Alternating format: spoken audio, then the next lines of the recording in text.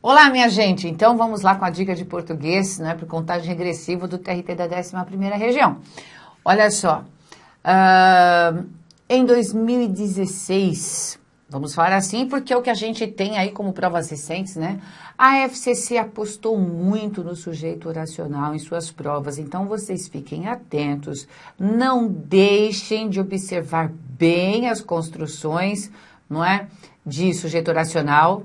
A gente sabe que a FCC aposta muito no que, pronome relativo, e às vezes faz uma maquiagem aí no que da conjunção integrante, não é? Que é, na verdade, a partícula que aparece no sujeito oracional. Agora, nós não podemos nos esquecer de que o sujeito oracional pode ter o que? Conjunção integrante? Sim, mas essa oração também pode ser reduzida. Esse sujeito oracional também pode aparecer com o verbo no infinitivo. Então, simplificando, né? O sujeito oracional pode ter o quê? Conjunção integrante mais o verbo conjugado ou o verbo no infinitivo, não é? Não importa. Então, olha o que eu fiz. Eu coloquei 3 exemplos aqui para nós nos lembrarmos de qual raciocínio facilita a nossa vida nessa hora, certo? Que é para que você tenha um excelente desempenho. Veja aí. Convém que comam tudo. Então, como é que a gente pensa aqui, não é?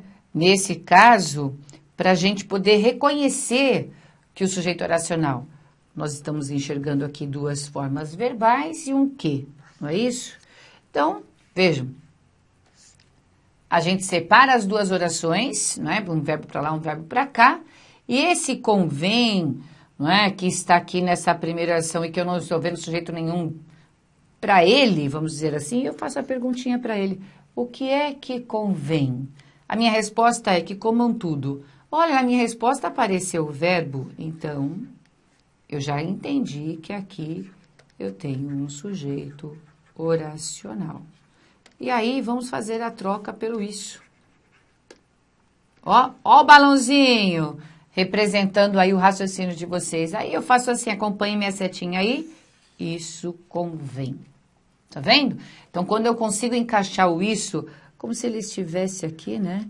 Olha lá. Isso convém, eu entendo que esse isso está representando o sujeito oracional que comam tudo e, de fato, ele determina o comportamento do verbo aqui em terceira pessoa do singular. Ok? Então, vejam.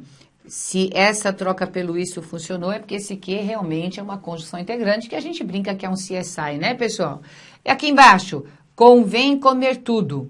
Vejam, mesmo com o verbo no infinitivo aqui, existe a possibilidade de ainda termos um sujeito oracional. Então, eu vou fazer o mesmo raciocínio. O que é que convém? Comer tudo. Opa! No meu sujeito apareceu o verbo, então eu já sei sujeito oracional. Faço a troca pelo isso, e aí vou entender que isso convém. Verbo em terceira pessoa do singular. Fechamos?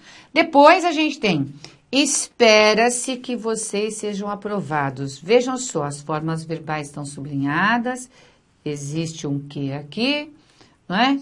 E o sujeito do espera-se, para mim não ficou claro, então eu vou aqui. O que é que se espera? Que vocês sejam aprovados.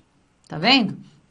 Então, de novo, nós temos um sujeito oracional, troco pelo isso e faço lá. Isso se espera ou isso é esperado. Ok? Então, vamos ver uma coisa. Passando a régua aqui, minha gente. Passando a régua.